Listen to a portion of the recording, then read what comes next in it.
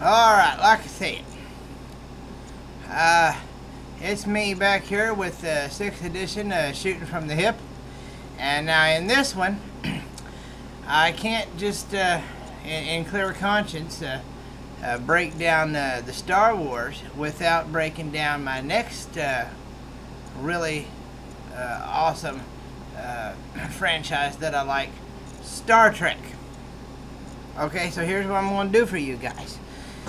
You're like, what are you crazy? I can't even possibly begin to understand the Star Trek. Yes, you can, man. If some dumb dude like me that has a way out of date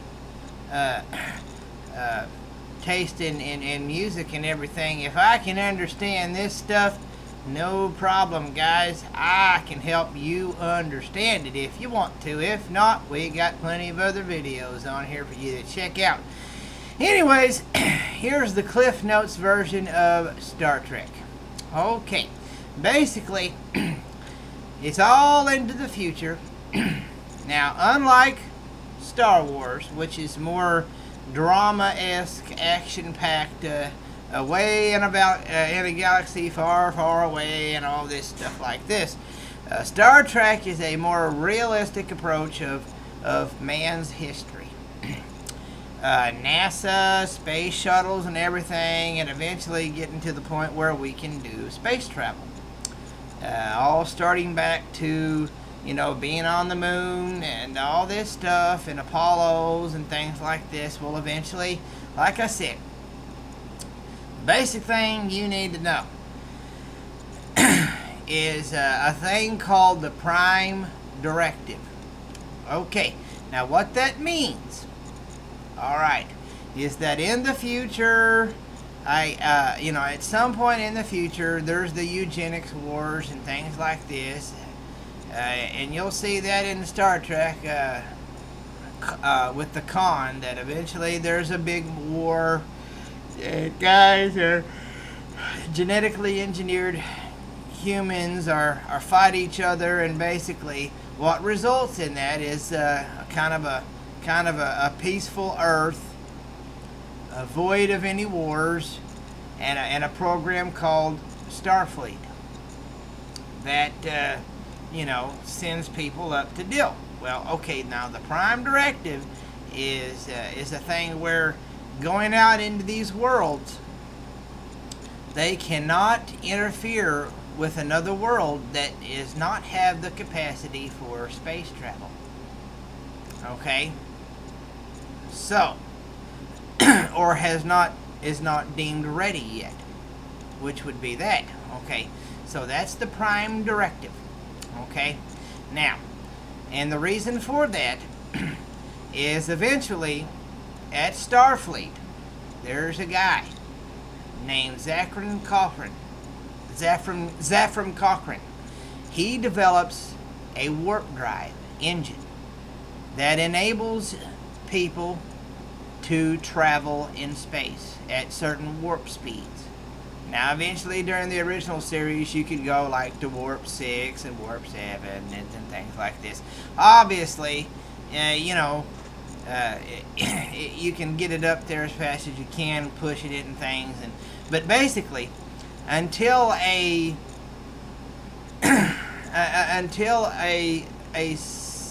race or a species or a planet develops a warp drive like apparatus or an engine that enables them for space travel, then they are not allowed to be tampered with, because it could be detrimental to the history of that society.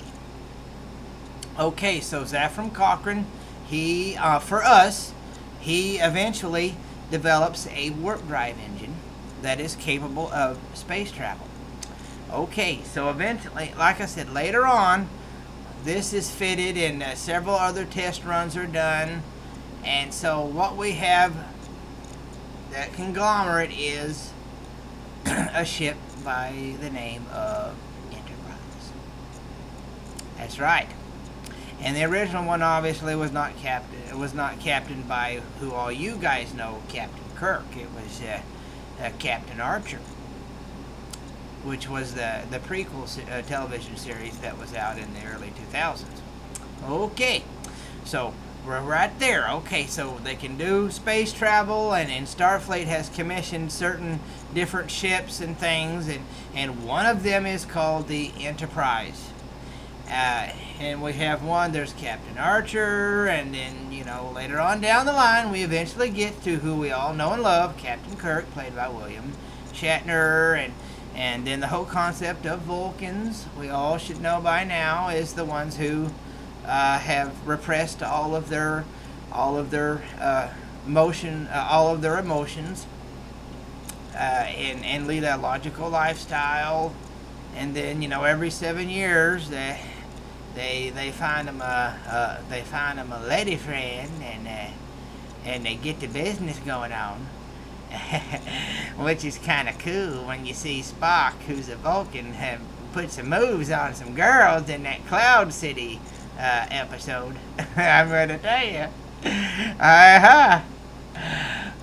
They call me the Vulcan I love. No, I'm teasing you guys. But anyways,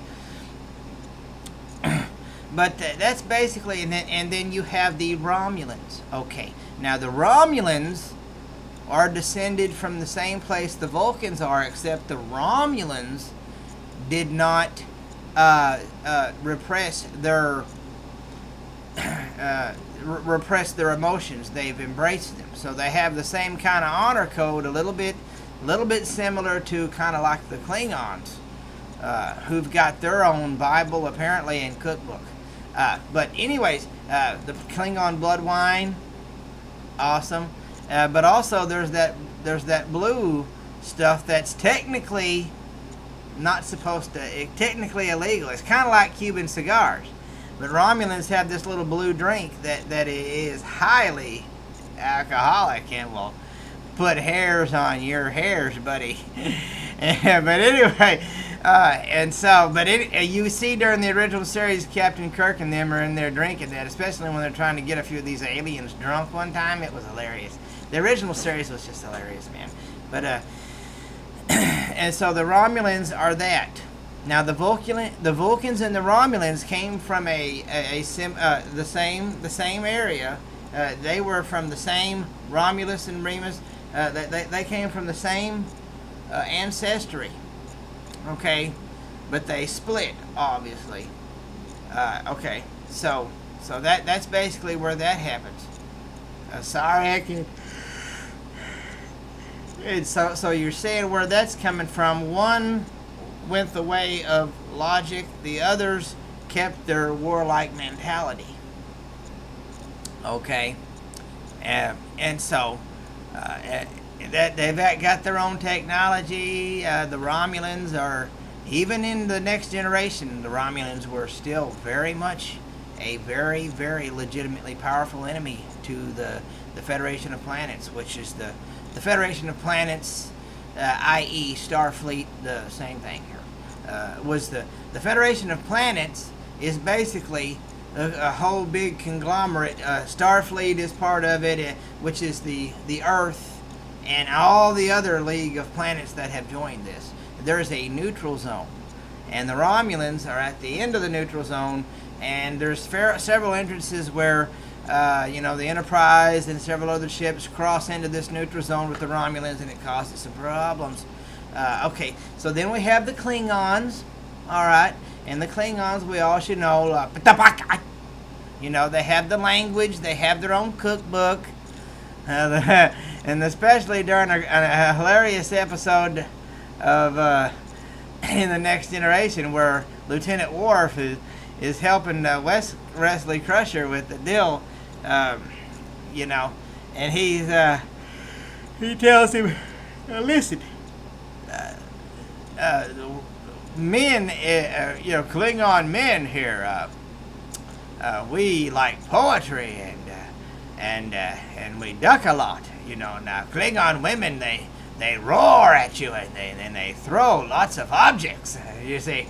So we all know about the Klingons and their languages and everything like that, and warlike people. And eventually what happens is, if you see the Star Trek movies, is one of the moons in the Klingon homeworld is destroyed, and that makes it to where their planet is almost decimated. It's a moon that's kind of like a mining type of moon, and so basically it leaves them almost, you know,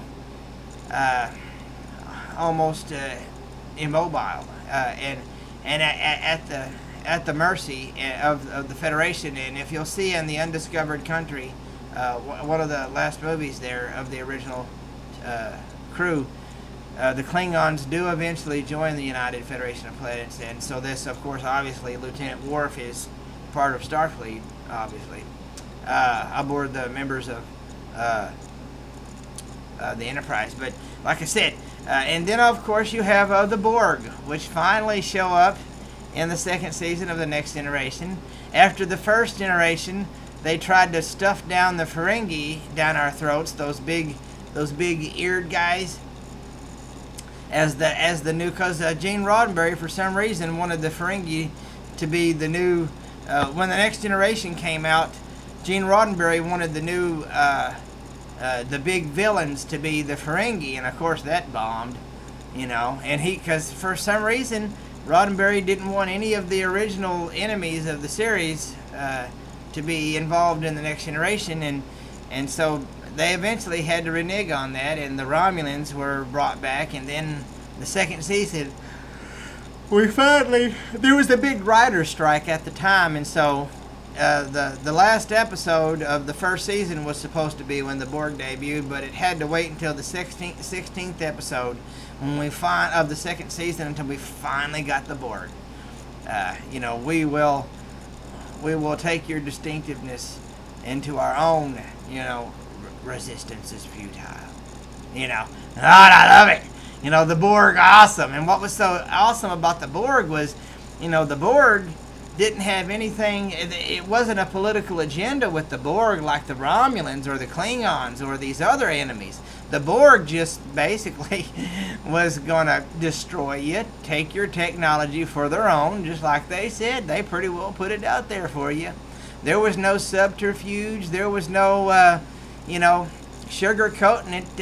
The Romulans would try to fool you. The Ferengi would have better technology than you and try to get the better deal here. All these other things going on, but the Borg just, we're going to destroy you.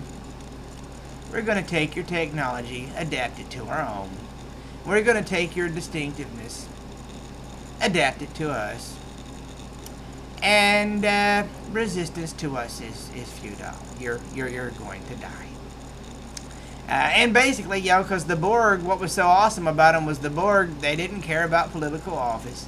They didn't care about stealing the Enterprise. They didn't care about, you know, interstellar feuds or anything else. The Borg just basically was going to just, you know, kick your butt. And that was what was so great about the Borg was, hey, the simplicity of it was what was so awesome. Is, hey, we're moving in, guys.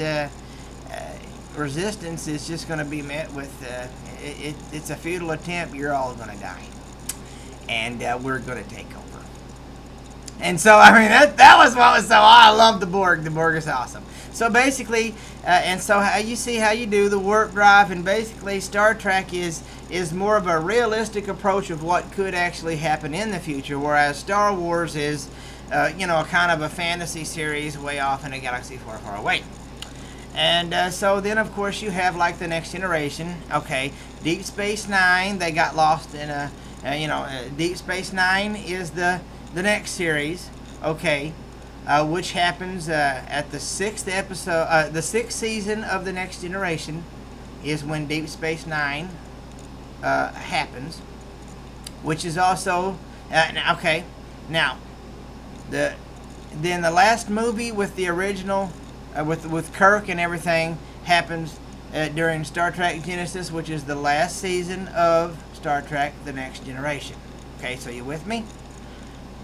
The Next Generation had 7 episodes. Okay? Alright. Now in the 6th season of that, Deep Space Nine debuts. Okay? And now in the 7th and final season of The Next Generation, You have Star Trek Genesis with Captain Kirk and the Nexus. Okay, and then that's over with. See you later, Captain Kirk. All right, gotcha. Okay, now we have Deep Space Nine. Okay, now in the 4th season of Deep Space Nine, as Deep Space Nine also has 7 seasons, then Star Trek Voyager debuts, and of course, Star Trek Voyager also has 7 seasons. Okay, so we got it. Season 4 of Deep Space Nine, Voyager debuts, and they have 7 episodes. Okay, and the remainder of the 3 movies all of them involve the original Next Generation cast. Was obviously First Contact, Insurrection, and Nemesis before the reboot starts that you'll see. Okay, so that you all know, Cliff Notes version, and then also, like I said, Star Trek Enterprise was the prequel series that only had 4 seasons because the idiots decided to cancel it far before it should happen. Okay, now we got all that out of the deal, and then that leads you right up until Star Trek, the movie that just came out in 2009. That was a reboot of the series, and Star Trek Into the Darkness. All right, so like I said, I will take you where no man has gone before. Star Trek is awesome.